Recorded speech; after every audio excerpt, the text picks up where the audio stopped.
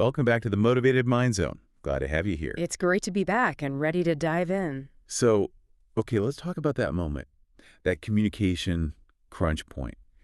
You're staring at a blank screen, maybe drafting something really important like a critical email or perhaps a cover letter, and you just get completely paralyzed. You know you need to sound professional, but you're stuck. You're thinking, do I go really stiff, highly structured, like I am writing to inform you of the findings? Right, the super formal route. Exactly. Or do you just kind of hit them with, hey, quick update, check out the numbers? Oh, absolutely. That's a classic dilemma, isn't it? And it's not just about, grammar rules. It's really social strategy. Social strategy, how so? Well, that choice, formal versus informal, it's probably the single biggest decision you make about your tone. It instantly tells the reader how you see your authority, your respect level, even how important the message is. That makes sense. Getting this right is, well, it's fundamental. It's the difference between just being understood and actually being effective. Precisely. So our mission today is to take this whole formal versus informal thing, which, let's be honest, can feel really muddy sometimes, Very murky, yeah. and turn it into a clear, confident tool for you, the listener, something you can actually use. Yeah, we're going beyond just, definitions. We want to break down the specific mechanics, the levers you actually pull to switch between these styles, and think about the strategy behind those choices. Okay, let's start with the foundations then, laying the groundwork. When we talk about formal writing, what's its core purpose? What's it built around? Formal writing is fundamentally about structure, objectivity, and permanence. Think academic papers, legal documents, official reports. High-level business letters, maybe? Exactly. The main goal there is absolute precision. And showing respect, often within a hierarchy or a kind of transactional context. Right. So it's designed to sort of remove the writer's personality. It relies on those style guides like APA or MLA to keep that objective distance. That's a great way to put it. It prioritizes the document itself over the person writing it. It creates distance intentionally. Okay. So if that's formal, informal writing must be the opposite. Completely the opposite. Informal is all about being personal, expressive. It's trying to build connection. So that's our text messages, internal team chats, social media posts. Yep. The goal shifts entirely. It's not about objective record keeping. It's about warmth, relatability, speed. It just sounds much more like talking. Which really highlights that core dynamic you mentioned earlier. Formal implies distance, maybe a transaction, Or respect for hierarchy, yeah. while informal assumes, what, intimacy, or at least equal footing, an established relationship. Exactly. It assumes you already know each other, or the context allows for that closeness. And getting that dynamic wrong, that's the misunderstanding minefield you talked about.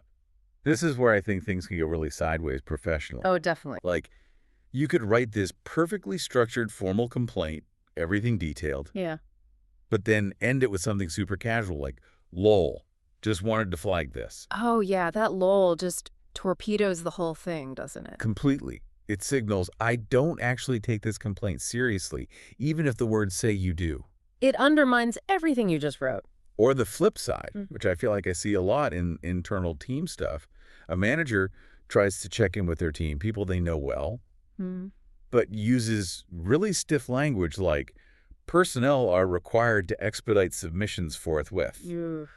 Yeah, that just creates this cold, awkward distance when what you probably wanted was connection and motivation. The style choice completely overrides the intention. So for you listening, especially if you're maybe navigating new professional environments or prepping for exam, High-stakes situation. recognizing this context is just foundational. You have to decide who you're talking to and what the document needs to do before you even type a word. Couldn't agree more. That initial diagnosis is everything. Okay, so let's get into the mechanics.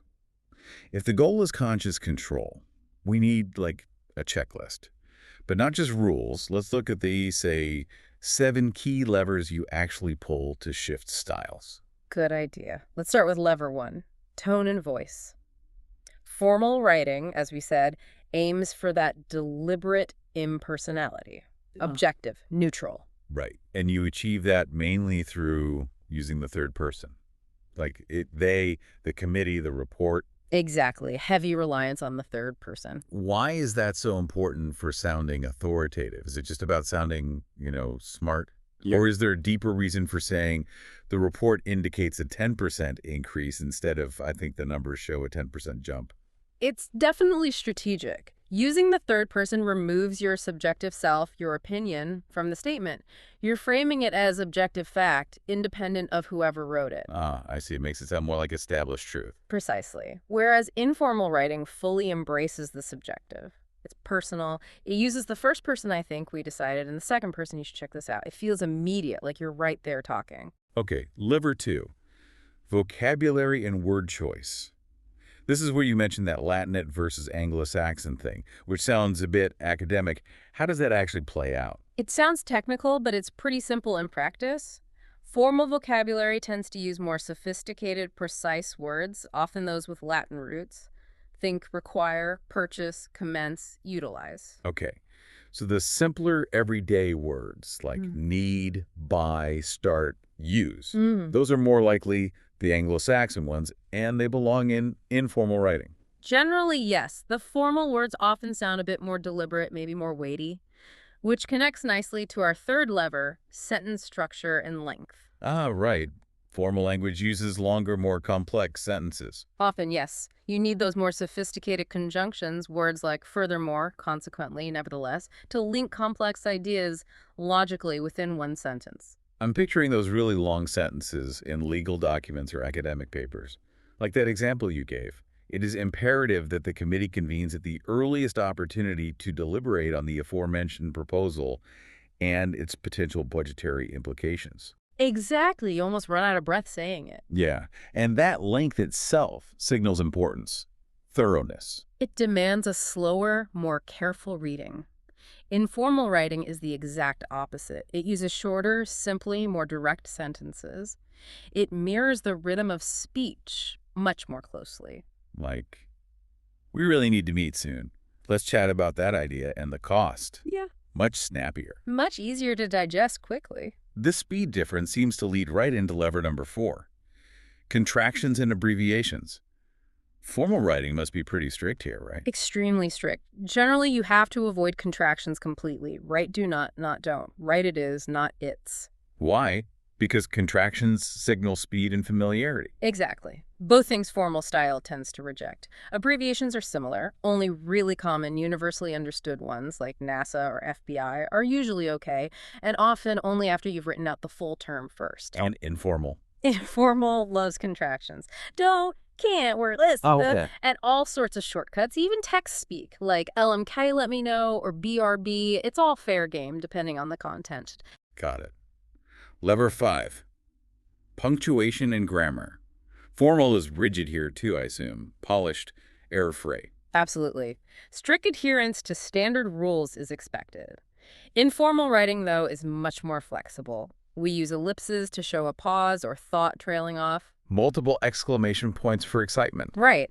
And sometimes grammar might bend a little to reflect how people actually speak, like maybe saying, me and Sarah went, even if technically it should be Sarah and I. Clarity and speed might trump perfect structure sometimes. Okay, lever 6 feels really important. Audience and purpose. This is almost the diagnostic question, isn't it? It really is. Formal style is generally for audiences you don't know well, authority figures, or for official purposes like documenting something, persuading officially, or making formal notifications. Whereas informal is for people you do know. Mm, Friends, family, maybe close colleagues. exactly. And the purpose is usually connection, quick updates, personal expression, maybe venting. Okay, final lever number 7. Pronouns and voice. We touched on third person for formal. But let's talk about passive voice. You often see the report was prepared instead of I prepared the report. Why is that shift so common? Ah, the passive voice. This is actually a really interesting strategic point in formal writing. Using the passive voice often functions as a form of, believe it or not, risk management. Risk management. How? By removing the person doing the action, If you write, "the mistake was made," you're avoiding pointing a finger directly at a specific person or department. Ah, I see. It shifts the focus purely onto the action or the event itself. Exactly.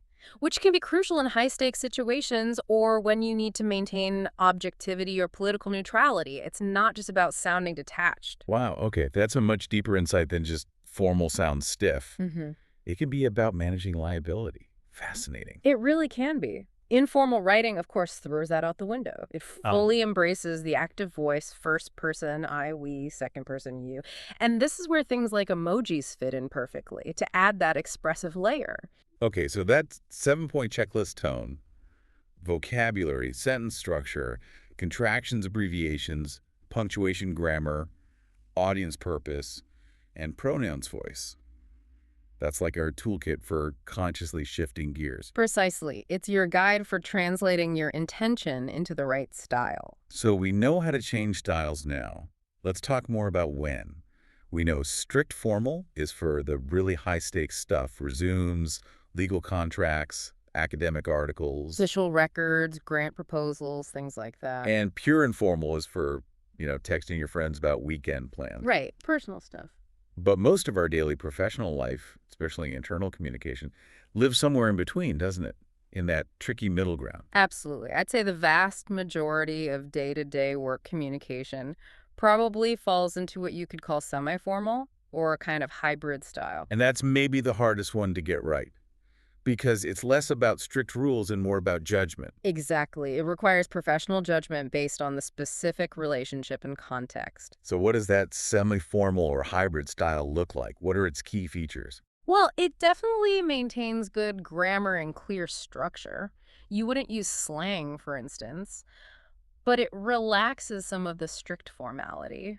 Like contractions might be okay. Often, yes, contractions become acceptable in many semi-formal contexts, and using I and you is much more common and natural than in strict formal writing. And the vocabulary. Mhm. Still professional, but maybe not quite so. Latinate. Right.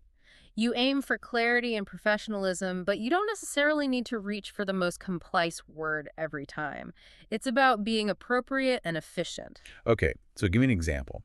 If I'm emailing my direct manager, someone I work with closely and have a decent relationship with, Yep. I probably don't need the super stiff. Yeah. I'm writing to confirm the scheduled meeting at 1400 hours. Please don't. Right. I could use that hybrid style. Just want to check if we're still on for the 2 p.m. meeting. Perfect. It's professional, it's respectful, it gets the job done, but it's also efficient and acknowledges the existing relationship. It's not cold. That efficiency feels key in semi-formal. You're still doing business, but you're acknowledging you're not strangers. Precisely. And mastering that hybrid style, knowing which levers from the formal toolkit to keep and which informal ones to bring in, that's arguably the real sign of advanced communication fluency in a professional setting. Okay, let's test that understanding. Quick rapid-fire round. Job application cover letter. Formal. Right. Definitely formal. Zero contractions, professional tone. Research paper for a university course. Strictly formal. Probably needs to follow a specific style guide like MLA or APA2. Okay, a quick email update to your immediate team lead saying you finished a task. That sounds like prime semi-formal territory. Use contractions, use I, keep the grammar clean, but be direct and relatively brief. It really does come down to judging that context, the relationship, the purpose in that split second before you write. That's the skill right there. Yeah. Okay, so let's make this really practical. Let's move to some actionable tips. If you've decided, right, this situation demands formal, what are the best ways to really nail that precise professional style? Okay, one key thing seems to be actively invent. Elevating your vocabulary, like Yeah. being ruthless about cutting out casual words or slang. Mm-hmm. A practical trick you mentioned was using a thesaurus deliberately. Like if you type get, consciously stop and look for a more formal alternative like obtain or acquire or secure. Yes, forcing yourself to make those upgrades is great practice. Another technique is to use complex sentence structures intentionally. Don't just write simple sentences. Combine related ideas using those subordinate clauses, starting with words like although since, which while, it demonstrates logical connection. Right, and the contraction rule is absolute here. Strictly avoid contractions. A good editing trick is just using the search function Ctrl plus F or Command plus F to find every single apostrophe. Then check if it's for possession, the manager's report, Yeah. or an illegal contraction. Smart.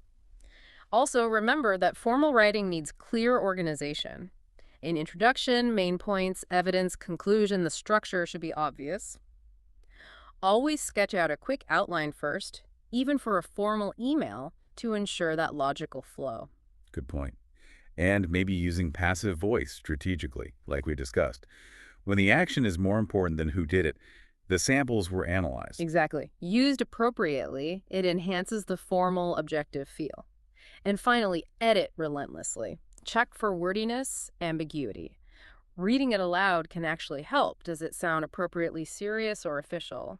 Okay, now let's flip it. How do we master the informal style? Because it's not just about being careless, right? We want intentional connection. Intentional connection. I like that. That's exactly the goal. First, embrace contractions and colloquialisms freely. You want to sound authentic here. A good trick is to actually try and mimic how you or your intended reader genuinely text or chat online. That helps it feel current. Makes sense. Second, use personal pronouns constantly. I, you, we. They are the building blocks of connection in informal writing. A trick here is just to write it exactly as you'd say it out loud without self-censoring for perfect grammar. Absolutely. Third, keep your structure short and snappy. Informal messages often get skimmed quickly. Short sentences, short paragraphs. And this is the place to use tools like emojis or maybe even alt key S for emphasis to inject that tone and emotion that plain text lacks. Yeah, emojis can do a lot of heavy lifting for tone. And maybe using everyday idioms, like raining cats and dogs or piece of cake. Sure, if it fits the context and your relationship with the reader, it adds personality. And don't be afraid of expressive punctuation, multiple exclamation marks, ellipses. They help convey energy and mimic speech patterns. Okay, let's really solidify this. Can we do that side-by-side comparison again? Maybe for a job inquiry. Great idea. So imagine you want to inquire about a job opening. The formal inquiry might be, Dear hiring manager name, I am writing to express my keen interest in the lead analyst position advertised on LinkedIn. My attached resume provides comprehensive details regarding my relevant qualifications and professional experience. I welcome the opportunity to discuss my application further in an interview. Very proper. Okay, now the informal inquiry, maybe to a friend who works at the company. Hey, friend's name. Saw the ad for that lead analyst role. Looks cool, thinking I might apply. Any chance you could glance at my resume real quick? LMK if you think it's worth a shot or have any inside tips? Thanks. See? The fundamental goal is the same. Explore the job opportunity. But everything changes. The vocabulary, sentence length, use of pronouns, contractions, abbreviations, even the punctuation and emojis. It's entirely dictated by the audience and the relationship. That comparison really drives it home. Formal and informal writing, they're just different tools. Different tools for different jobs. One is for building official records, showing respect, navigating hierarchy. And the other is for building connection, communicating quickly, expressing personality. And mastering both just gives you so much more power and flexibility as a communicator. Absolutely. It means you can adapt effectively to pretty much any situation you encounter. Okay, so here's our final challenge for you, the listener, to really build that flexibility, that muscle memory.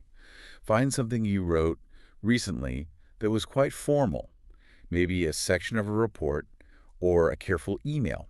Now, rewrite the core message informally. Imagine you're quickly explaining the key point to a trusted colleague over coffee. Focus on using contractions, simpler words, shorter sentences. Just get the main idea across casually. Nice. And then? And then do the reverse. Find a recent casual text message or maybe a social media post you made, perhaps about your weekend plans or something you watched. Now, rewrite that message with absolute formality. No contractions allowed. Use sophisticated vocabulary. Try using the third person or passive voice if you can. Instead of, saw a great movie, maybe attendance at a cinematic screening occurred, and the presentation was found to be highly satisfactory. Light chuckle. That sounds incredibly awkward, but doing it really forces you to think about the mechanics. Exactly, that constant switching back and forth. It really tests your understanding and builds that command over both styles. It makes the choices conscious. That's a fantastic exercise. It really highlights the deliberate nature of choosing a style. Fantastic. Well, we hope this deep dive gives you a much clearer, more strategic way to think about and use formal and informal writing. Make those choices confidently. Absolutely. Know your tools, know your context. We'll catch you next time for the next deep dive.